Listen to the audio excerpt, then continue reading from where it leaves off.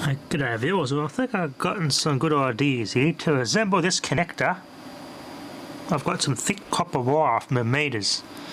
The offcuts of wire off my meters, my meter scores. It's a good thing I hold copper because it comes in very useful. I've got these two little lugs here, I'm going to solder them side by side, or back to back. They're off the Casera pressure cooker I tore down. This is off the control board where the, one of the thermostat's connected to. So I'm going to solder them like that, and they are the same thickness as that blade and the same width and everything together. Solder those together and that will form that connector, and this thick bit of copper is that pin there. Perfect. We made that pin out of this one copper wire. That fits perfectly in there. Smashed it flat with a hammer so I can drill a hole in that and solder it on there. And I'll shorten it down and neaten it. I'm just going to make some sort of a plate to put it all in and maybe bunch it up with glue or something. So those two together plug in there. That plugs in there. That takes shape now, see?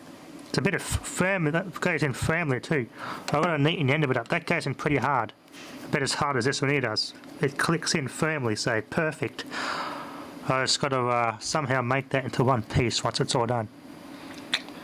Maybe a blob of glue or something, or a bit of plastic and cut a hole with it and just stick this in a bit of plastic and make a little retainer out of it. That is perfect. Alright, let's get this all soldered up. That's how it's going to work in theory.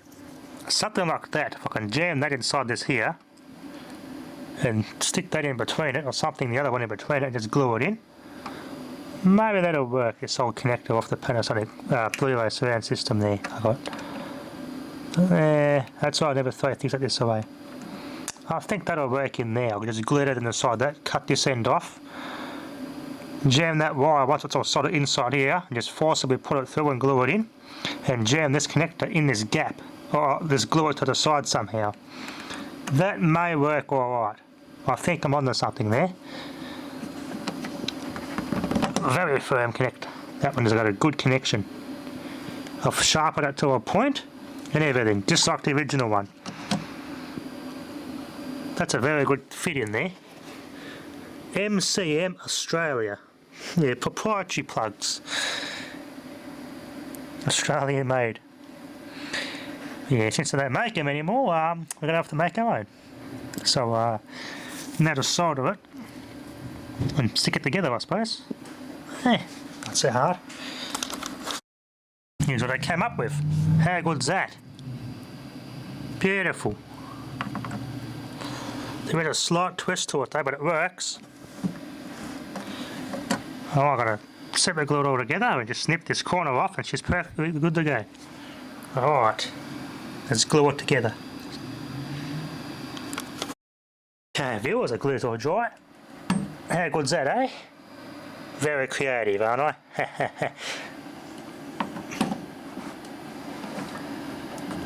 Firm, but don't force it. Flat out, let's test it. Hey! Reliable connection.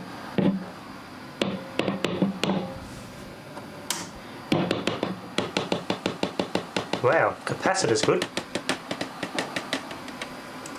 That stayed alive for quite a while after I turned it off. The filter cap's really good on that.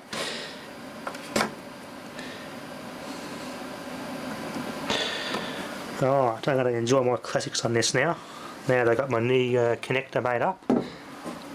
Looks ugly, but there, no one's going to see it.